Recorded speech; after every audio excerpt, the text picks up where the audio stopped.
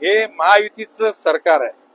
यामध्ये मुख्यमंत्री देवेंद्रजी फडणवीस, उपमुख्यमंत्री एकनाथजी शिंदे, उपमुख्यमंत्री अजितदादा पवार या तिघांच्या नेतृत्वाखाली हे महायुती सरकार कार्यरत आहे। या ठिकाणी लहान मुलं, तरुण, प्रौढ, ज्येष्ठ या सर्वांनाच पुढे पुढे सामर्थ्य देण्याचं काम प्रामुख्याने महिला वर्गाला म्हणजे लाडकी बहीण ही संज्ञा घेऊन या ठिकाणी आता महाराष्ट्र थांबणार नाही। तो प्रगतीच्या पथावर गतिमान होईल, शक्तिमान होईल, प्रकाशमान होईल। आणि अशा करता त्या ठिकाणी तर मी पालघर जिल्ह्याचा पालकमंत्री आहे। दर 2-1 महिन्यांनी तिथे जनता दरबार लावणार आहे। ठाण्यामध्ये दर 3 महिन्यांनी लावेल। नवी मुंबईमध्ये माझा मतदारसंघ म्हणलं तर दर महिन्याला जनता दरबार लावेल। शेवटी ही सरकारची संयुक्त जबाबदारी आहे। या ठिकाणी कोण मोठा कोण छोटा हा प्रश्न इथं नाही।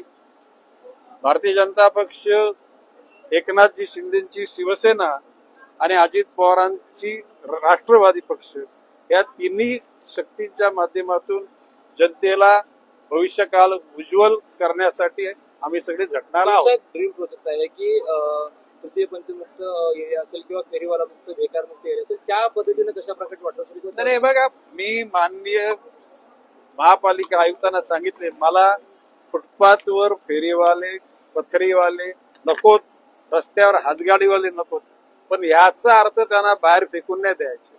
जे डिझर्व आहेत, ज्याला सेंट्रल गव्हर्नमेंटची हॉकर्स पॉलिसी आहे, त्या पद्धतीनं त्यांच्याकरता सिडकोकडून जागा घेऊन हॉकर्स प्लाझा म्हणजे त्यांना छोटे छोटे गाले बांधून दिले जातील आणि त्या ठिकाणी त्यांचं पुनर्वसन केलं जाईल। फुटपाथ ही चालण्याकरता, गाडी रस्ता गाड्यांकरता आणि सिग्नलवर भिकारी नकोत, याचा अर्थ त्या भिकाऱ्यांना फेकून देणार नाही। त्यांना जवळ घेऊन त्यांचं मेडिकल करून त्यांचं काही अडीअडचणी आहेत ते बघून त्यांना रोजगार सुद्धा दिला जाईल, त्यांचं शिक्षण लहान मुलांचं केलं जाईल। तृतीयपंथी लोकांना सुद्धा सिडकोकडून घेतलेल्या प्लॉटवर बिल्डिंग बांधून त्यांना राहण्याचा पूर्ण चांगले पाणी, शुद्ध हवा, लाईट आणि त्यांना एकत्र ग्रुप करून महापालिकेच्या मार्फत त्यांना कर्ज देऊन, कर्ज म्हणजे प्रोत्साहन, जर कर्ज ते नाही फेडू शकले तरी सुद्धा त्या लोकांना मदत करण्याची धारणा आहे। म्हणजे माणुसकीचा कुठलाही जो मार्ग आहे तो न सोडता सर्वांना सामान घेऊन शहर स्वच्छ ठेवण्याची भूमिका घेतली। तशाच प्रकारची भूमिका सर्व जिल्ह्याकरता म्हणजे पालघर काय, ठाणे काय, रायगड काय या सर्व कालच मंत्रालयामध्ये देवेंद्र फडणवीस यांच्या नेतृत्वाखाली त्यावेळेला एकनाथजी शिंदे पण होते, मी पण होतो आणि या ठिकाणी ठाणे जिल्ह्यातल्या म्हणजे MMRD या परिसरातील असलेल्या सर्व शहरातल्या नागरिकांना मुबलक पाणी पुरवठा होण्यासाठी योजना आखलेली आहे आणि लवकरच त्याचा कार्यभार सुरू होईल। येणाऱ्या काळामध्ये निवडणूक आहेत, तसं तुम्ही नवीन आणि प्रोजेक्ट राबवलेले आहेत घरपट्टी मुक्त 20 वर्षासाठी। आता निवडणूक आहे, तुम्ही या ठिकाणी आलेला, ठाण्याला देखील तसं करायचं असेल तर कमळ हा उनली ऊन कमळ असं तुम्ही एकमेकांचा नारा दिला का हे सांगून? नाही बघा, बाब अशी की नवी मुंबईमध्ये आजवर 95 सालापासून मी ज्या पक्षात होतो त्या एकट्या पक्षाने निवडणूक लढवल्या, दुसरा कोणी पार्टनर नाही। जर का त्या ठिकाणी पक्षाच्या नेतृत्वाने ठरवलं तर आमचं काय प्रॉब्लेम नाही, परंतु जर का उद्याला त्या ठिकाणी एकला चलोरीची भूमिका असली तर भारतीय जनता पक्ष नवी मुंबई, ठाणे, भाईंदर, कल्याण, डोंबिवली, उल्हासनगर, भिवंडी, वसई, विरार सगळीकडे त्या ताकदीनं त्या ठिकाणी उभं राहील, जनतेला सामोरे जाईल आणि जनतेची सेवा करण्याकरता यश संपादन करेल हा विश्वास मी व्यक्त करतो। पक्षाने जर गणेश नाईक यांच्यावरती जबाबदारी महानगरपालिकेच्या ठाण्याची तर कसं चित्र असेल किंवा कशी गणेश नाईकांकडे जर जबाबदारी पक्षाने दिली तर नवी मुंबईत जसं यश संपादन केलं तसं ठाण्यामध्ये यश संपादन करू हा विश्वास व्यक्त करतो। तुम्ही तुमच्याकडे एक महत्वाचं मंत्रिपद आहे, त्याचा कसा फायदा होईल ठाणेकरांना किंवा काय योजना आहेत किंवा काय?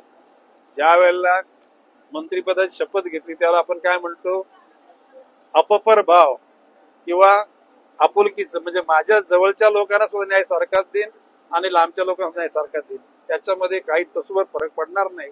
वन खात्याच्या मध्ये जी लोकांची प्रश्न आहेत ती सगळी सुटली जातील। पालघर जिल्ह्याचा पालकमंत्री म्हणून 26 जानेवारीच्या भाषणात सांगितलं की खेडेपाड्यापासून शिक्षणाचा पूर्ण आराखडा तयार करा, पाणी पुरवठ्याचा आराखडा तयार करा, आरोग्याचा आराखडा तयार करा आणि त्या भर हुकम त्या लोकांना सोयी सवलती मिळतील असा विश्वास मी व्यक्त करतो. दादा, इन्फ्रामॅन म्हणून तुमची ओळख आहे. नवी मुंबईला एक विजन घेऊन तुम्ही पुढे घेऊन गेलात. वन खात्याचं आता मंत्रीपद आहे. येत्या काळात महाराष्ट्राच्या पर्यटनासाठी कशा प्रकारे पाऊल उचलले जाते? वन खात्याला चतुरस्र त्या ठिकाणी भूमिका घेण्यासाठी मी सांगितलेले आहे. वाघ जे नागरी वस्तीत येतात तर वाघ जंगलातच राहतील याची प्लॅनिंग मी केलेली आहे आणि नागरिक जे जंगलामध्ये राहतात त्यांना जंगलाच्या बाहेर आणून त्याचं पुनर्वसन करण्याची सुद्धा राज्य शासनाची भूमिका घेतलेली आहे. भविष्य काळामध्ये वाघांचं आणि नागरिकांचं युद्ध होणार नाही असा बंदोबस्त करू.